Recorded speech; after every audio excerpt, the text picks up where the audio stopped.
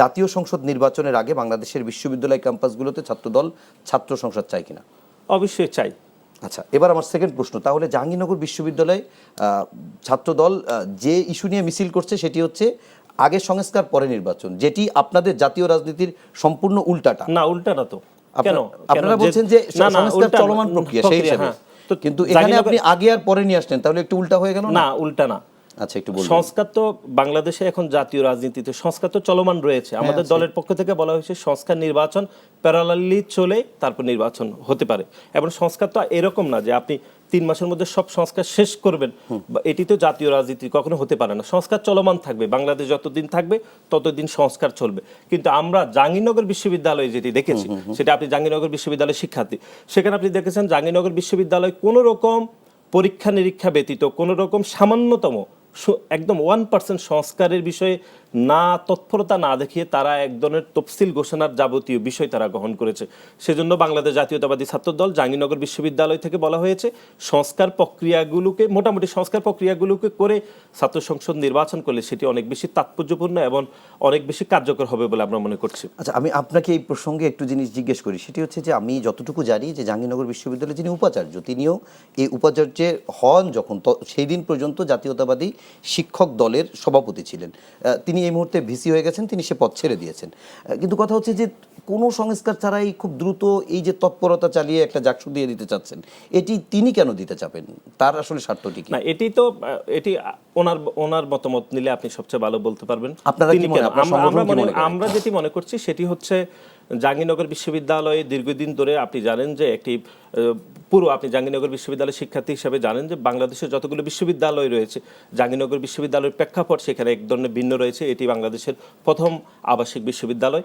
সুতরাং আমরা মনে করছি জাহাঙ্গীরনগর বিশ্ববিদ্যালয়ে যে তড়িঘড়ি করে জাহাঙ্গীরনগর বিশ্ববিদ্যালয় মানে উপাচার্য যেভাবে জাকসু নির্বাচনের যাবতীয় পদক্ষেপ গ্রহণ করেছে, সেখানে কার্যকরভাবে কোনো ধরনের সংস্কারের একটি পদক্ষেপ আমরা দেখিনি। সুতরাং তিনি কেন অতি তড়িঘড়ি করে সিদ্ধান্ত নিয়েছেন এটি তিনি বলতে পারবেন। আমরা যেটি মনে করছি তিনি বাংলাদেশ জাতীয়তাবাদী দলের আদর্শে বিশ্বাসী, এটি আমরা জানতাম এবং এখনও আমরা বিশ্বাস করি তিনি আদর্শে রয়েছেন।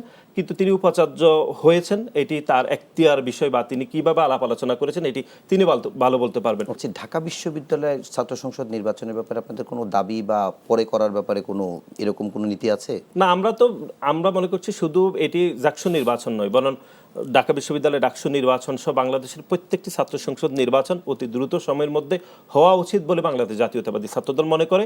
এবং বাংলাদেশ জাতীয়তাবাদী ছাত্রদল ঢাকা বিশ্ববিদ্যালয়ে আমরা ইতিমধ্যে অনেকগুলো সংস্কারের বিষয়ে আমরা বিশ্ববিদ্যালয়কে আমরা লিখিতভাবে জানিয়েছি। আমাদের সংস্কারের বিষয়ে বিশ্ববিদ্যালয় কর্তৃপক্ষ খুবই গুরুত্ব সহকারে বিবেচনা করছেন, আমাদেরকে বিশ্ববিদ্যালয় কর্তৃপক্ষ জানিয়েছেন। আমরা মনে করছি সংস্কার প্রক্রিয়াগুলো মেনেই দ্রুত ডাকসু নির্বাচন হওয়া উচিত বলে আমাদের মনে হচ্ছে।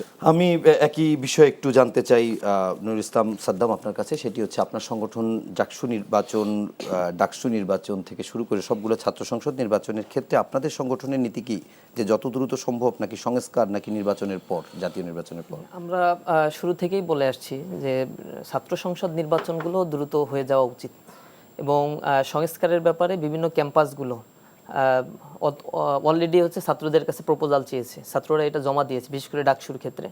তো সেই জায়গাগুলোতে এই সংস্কারগুলো খুব ক্ষুদ্র ক্ষুদ্র কিছু জায়গায় অংশীজনদের সাথে বসে এর একটা সমাধান করে খুব দ্রুত ডাকসু নির্বাচনটা দরকার। জাকসুর ক্ষেত্রে আমরা যে অনাকাঙ্ক্ষিত ঘটনাগুলো দেখেছি আমরা মর্মাহত হয়েছি। শুরুতে ছাত্রদলের স্ট্যান্ড ছিল যে ছাত্র শিবির এখানে আসছে, এই কারণে গোলমেলে একটা পরিবেশ তৈরি করছে। অন্যান্য সংগঠন বা সাধারণ ছাত্ররা যখন ছাত্র শিবিরকে অ্যাকসেপ্ট করেছে, দ্বিতীয় স্টেপে এসে তাদের দাবি হচ্ছে বিচার প্রক্রিয়া ছাত্রলীগের এটা সমাধান করতে হবে এবং সংস্কার করে তারপরে নির্বাচন দিতে হবে। সেখানে বিসি মহোদয়ের কাছ থেকে কথা আসছে যে সংস্কার তো একটা নির্বাচিত বডি করতে পারে, তো সেই ক্ষেত্রে নির্বাচনটা হওয়াটাই তো যৌক্তিক। সেখান থেকে তারা কোনো কথাবার্তা না বলে, এবং আমার মনে হয় যে ভিডিওতে যতটুকু দেখলাম যে উপাচার্যের সাথে কথা না বলে তারা তাদের বক্তব্য রেখে সেখান থেকে উঠে চলে গেল, যেটা অনাকাঙ্ক্ষিত। অন্যান্য ছাত্র সংগঠনগুলো ছিল এবং সর্বশেষ উপাচার্য শান্তিপূর্ণভাবেই তার মিটিংটা শেষ করেছে। অন্যান্য ছাত্র সংগঠন আগেই বর্জন করেছে।